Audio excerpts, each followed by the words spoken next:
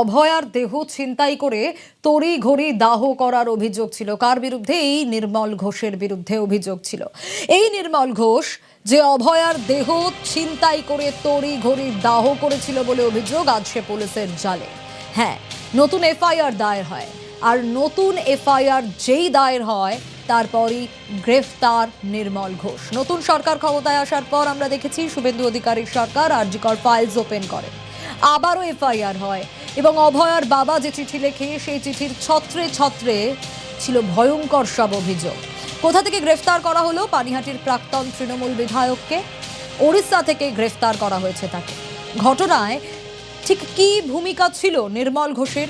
শুধু কি নির্মল ঘোষ না, অভিযুক্তের তালিকায় আরো দুজন রয়েছে। সোমনাথ দে, রয়েছে সঞ্জীব মুখোপাধ্যায়।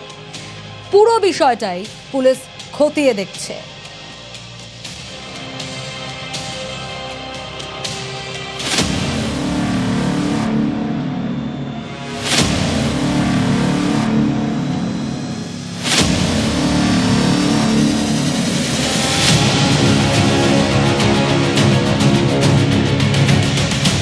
অভয়াকাণ্ডে পানিহাটির তৎকালীন তৃণমূল বিধায়ক নির্মল ঘোষের ভূমিকা নিয়ে শুরু থেকেই প্রশ্ন উঠছিল। অবশেষে অভয়ার বাবার দায়ের করা নতুন অভিযোগের ভিত্তিতে গ্রেফতার হলেন নির্মল ঘোষ।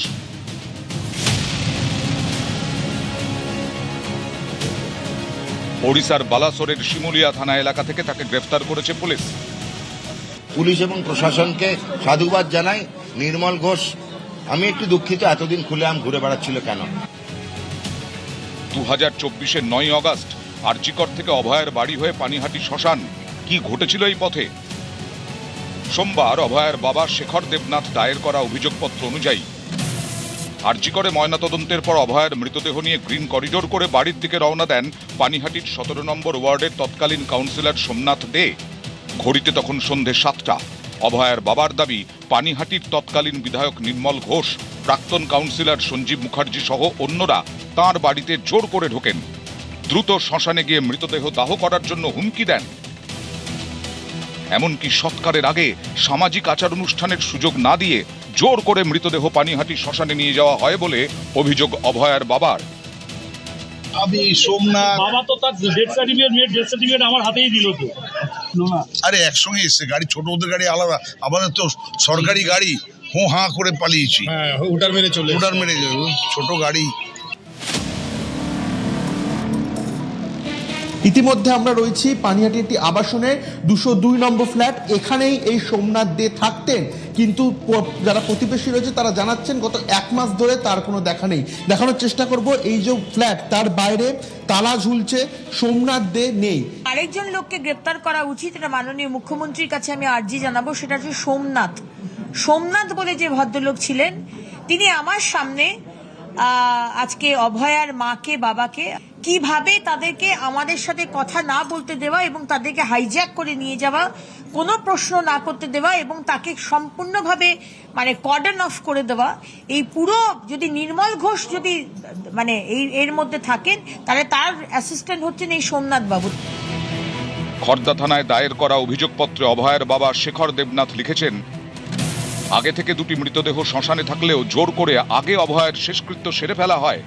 সন্তান হারা মা বাবার সন্দেহ প্রমাণ লোপাট করে অপরাধী বা অপরাধীদের আড়াল করাই ছিল উদ্দেশ্য। নির্মল ঘোষ, সোমনাথ দে, সঞ্জীব মুখার্জি আমাদের সঙ্গে প্রতারণা করে আমার মেয়েটাকে পুড়িয়ে দিল এবং ডেড বডি যখন চুল্লিতে ঢুকিয়ে দেওয়া হলো, একটা শব্দ হারা বাবা মা তার সামনে গিয়ে নির্মল ঘোষ সঞ্জীব মুখার্জির পিঠ চাপড়ে বলছে, ওয়েল ডান বয়, ওয়েল ডান।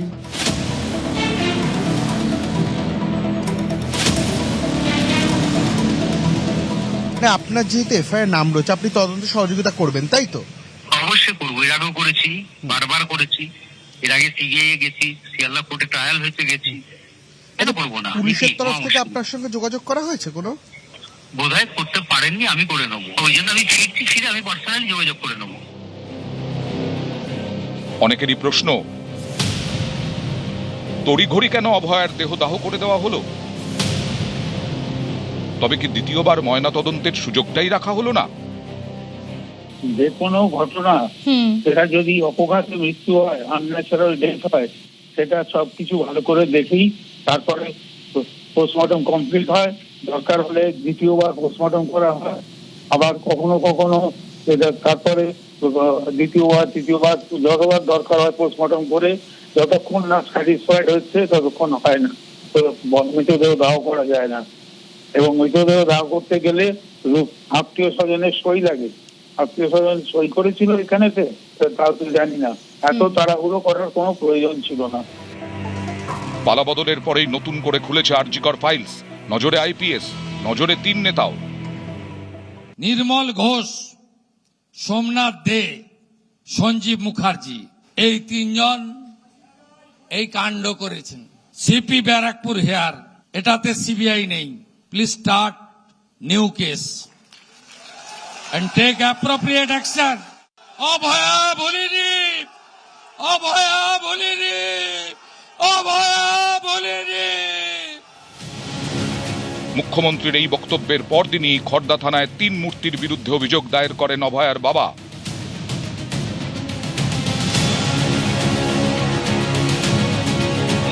এফআইআর হওয়ার 72 ঘন্টার মধ্যেই গ্রেফতার পানিহাটির প্রাক্তন বিধায়ক নির্মল ঘোষ। নির্মল ঘোষকে আমি কোনো অবস্থায় সমর্থন করব না। নির্মল ঘোষ যদি দোষ করে থাকেন 100% শাস্তি হবে। নির্মল ঘোষ যদি দোষ করে থাকেন সিবিআই এতদিন অ্যারেস্ট করেনি কেন? রাজনৈতিক ন্যারেটিভকে এস্টাবলিশ করার জন্য পুলিশকে ব্যবহার করা হচ্ছে। গত 13ই জুলাই লটারি সংক্রান্ত মামলায় নির্মল ঘোষের ছেলে তীর্থঙ্করকে গ্রেফতার করে পুলিশ। এই মামলায় অভিযুক্ত নির্মল নিজেও। অভয়ার দেহ ছিনতাই করে তড়িঘড়ি দাহ করার অভিযোগে গ্রেফতার করা হলো নির্মল ঘোষকে। তার গ্রেফতারির খবর ছড়াতেই পানিহাটিতে উচ্ছ্বাসে ফেটে পড়েন বিজেপি কর্মীরা। চলে মিষ্টি মুখ।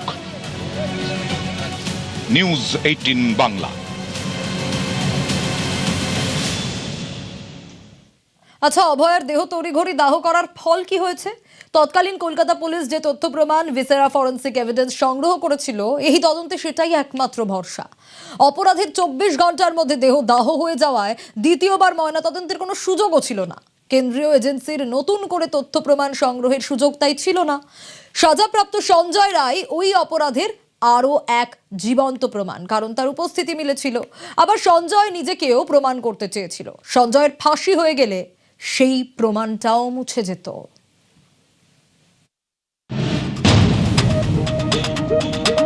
সুপ্রিম কোর্টের নিয়ম আছে, সুপ্রিম কোর্টের রুলিং আছে, কোনো ধর্ষণের মতো অপরাধ ঘটলে সেখানে নির্যাতিতার বয়ানই হচ্ছে প্রাথমিক প্রমাণ। সেটা ধরেই পুলিশকে এগোতে হয়।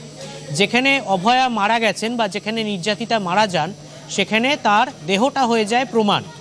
এবার সেই দেহটা এই অভয়ার মতো নারকীয় হত্যাকাণ্ডের ক্ষেত্রে দেহটা ছিল সবচেয়ে বড় প্রমাণ।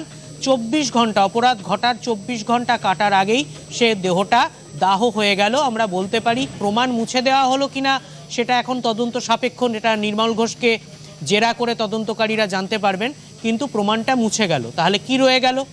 অভয়ার দেহ থেকে যে নমুনা সংগ্রহ করা হয়েছিল, ঘটনাস্থল থেকে যে নমুনা সংগ্রহ করা হয়েছিল, সেটা রয়ে গেল।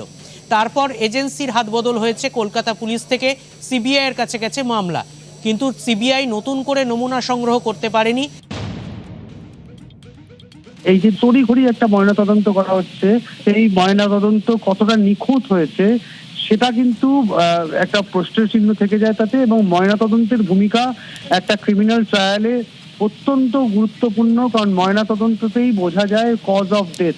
আততায়ীকেও প্রকৃতভাবে চিহ্নিতকরণের জন্য অত্যন্ত গুরুত্ব দিয়ে ময়নাতদন্ত করা অত্যন্ত গুরুত্বপূর্ণ।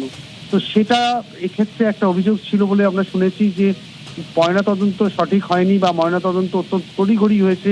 দ্বিতীয়বার ময়নাতদন্ত করার সুযোগ পাওয়ার আগেই দেহ দাহ হয়ে যায়। ময়নাতদন্ত যদি প্রকৃত না হয় তাহলে অবশ্যই কিন্তু সেখানে একটা সন্দেহ থেকে যায়। এরকম একটা জঘন্যতম অপরাধ, যার একটা স্পর্শকাতর বিষয় আছে, সেখানে দেহটা তড়িঘড়ি দাহ করা হলো কেন, সে নিয়ে আন্দোলনরত ডাক্তাররা প্রথম দিন থেকে প্রশ্ন তুলছিলেন। এবার সিবিআই যে তদন্ত করেছে তাতে সিবিআই নতুন কিছু এভিডেন্স জোগাড় করতে পারেনি, অন্তত ভিসেরা এবং অন্যান্য এভিডেন্স যেগুলো থাকে সেগুলো জোগাড় করতে পারেনি।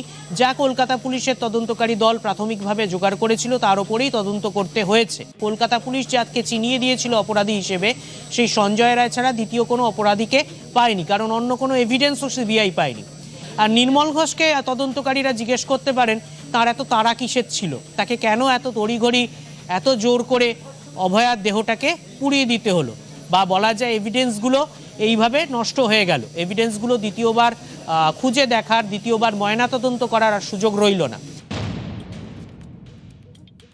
যদি কেউ প্রমাণ লোপাট করে, সেখানে আমাদের বিএনএস এর স্পেসিফিক সেকশন 238 সাবসেকশন রয়েছে, যেখানে ক্লিয়ারলি বলা হয়েছে যে ডিস্ট্রাকশন বা এগুলো করলে আমাদের কেস হবে, এবং ওনাদের এভিডেন্স যদি আদারওয়াইজ অন্য রেলিভেন্ট এভিডেন্স বা সার্কামস্টেন্সিয়াল এভিডেন্স বা অন্য পার্টের এভিডেন্স স্ট্রং থাকে, তাহলে ডিস্ট্রয় করে দিলেই যে কিছু থাকবে না এটা নয়, এভিডেন্স অনেকভাবে অনেক রকম ভাবে আসতে পারে।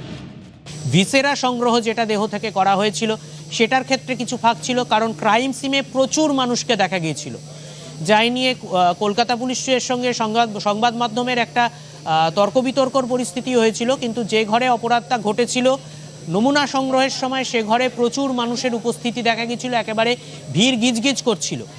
তাই বহুভাবে প্রমাণ নষ্টের অভিযোগ এখানে আশঙ্কা অন্তত তোলা যেতে পারে, অভিযোগ যদি তোলা নাও যায়, এবং প্রমাণ যদি দ্বিতীয়বার সংগ্রহের অবকাশ না থাকে, তাহলে প্রাথমিক প্রমাণের ভিত্তিতে বা কলকাতা পুলিশের প্রমাণের ভিত্তিতে যাকে অপরাধী চিহ্নিত করা হয়েছে তার বাইরে আরেকজনকে চিহ্নিত করার সুযোগ খুব কমে যায় সিবিআইয়ের কাছে, মানে তদন্তটা সীমাবদ্ধ হয়ে যায়। যে কোনো ঘটনা, সেটা যদি অপঘাতে মৃত্যু হয়, আনন্যাচারাল ডেথ হয়, সেটা সবকিছু ভালো করে দেখেই তারপরে পোস্টমর্টম কমপ্লিট হয়। দরকার হলে দ্বিতীয়বার পোস্টমর্টম করা হয়, আবার কখনো কখনো তারপরে দ্বিতীয়বার তৃতীয়বার যতবার দরকার হয় পোস্টমর্টম করে, যতক্ষণ না স্যাটিসফাইড হচ্ছে ততক্ষণ হয় না, তো মৃতদেহ দাহ করা যায় না। এবং মৃতদেহ দাহ করতে গেলে আত্মীয় স্বজনের সই লাগে। দ্বিতীয়বার পোস্টমর্টম করলে আরো কিছু দেখা যেতে হয়। পোস্টমর্টম করতে যত সময় লাগবে সময় দিতে হবে। সেক্ষেত্রে ইচ্ছাকৃতভাবে তদন্তটাকে সীমাবদ্ধ করেছিল কিনা, না তদন্তটা ঘটনাচক্রে সীমাবদ্ধ হয়ে গেছিল, সেটাও তদন্ত সাপেক্ষ। কিন্তু ঘটনা হচ্ছে সবকিছুর একটা ট্রেল থাকে, সবকিছুর একটা লেজ থাকে। নির্মল ঘোষ যিনি দেহটা তড়িঘড়ি তদন্ত সৎকার করিয়েছিলেন, তিনি নিজে একজন প্রমাণ। তিনি বলতে পারবেন তিনি কোথা থেকে নির্দেশ পেয়েছিলেন বা তিনি নিজেই উদ্যোগ নিয়ে করেছিলেন কিনা। কৃষ্ণনগরে প্রাক্তন তৃণমূল কাউন্সিলরকে লক্ষ্য করে ডিম। চাষাপাড়ায় বিখ্যাত জগদ্ধাত্রী বুড়িমার পুজো, বুড়িমার অলংকার তছরূপ তোলাবাজির অভিযোগ। প্রাক্তন কাউন্সিলর গৌতম ঘোষকে গ্রেফতার করা হয়। আদালতে পেশ করার আগেই হাসপাতালে স্বাস্থ্য পরীক্ষা। হাসপাতালে প্রাক্তন কাউন্সিলরকে লক্ষ্য করে ডিম। বুড়িমাতে এত বড় জাগ্রত, যার সোনা লাগি নিয়ে রাখতে পারে না, সেই জায়গায় আপনার বিরুদ্ধে এরকম অভিযোগ? আমার বিরুদ্ধেই তো করবে, আমি পলিটিক্যাল ম্যান না। তাহলে কি চক্রান্ত মনে করছেন? অবশ্যই। কাদের বিরুদ্ধে মনে করছেন চক্রান্ত? সময় বলবো। ইচ্ছাকৃতভাবে কি আপনাকে ফাঁসানোর চেষ্টা করছে? 100%। সমবায় দুর্নীতির অভিযোগে বিক্ষোভ। বিডিও অফিস ঘেরাও মহিলাদের। হাওড়ার জগৎবল্লভপুরে বিডিও অফিস ঘেরাও, সমবায় অফিসে ঝুলিয়ে দেওয়া হয় তালা। বিডিওর কাছে সমবায় দুর্নীতির অভিযোগ, দুর্নীতির তদন্তের গাফিলতিতে অভিযোগ, বিক্ষোভ। অভিযুক্তদের সঙ্গে বিডিওর বৈঠকের অভিযোগ, প্রতিবাদে বিডিও অফিস ঘেরাও করে বিক্ষোভ।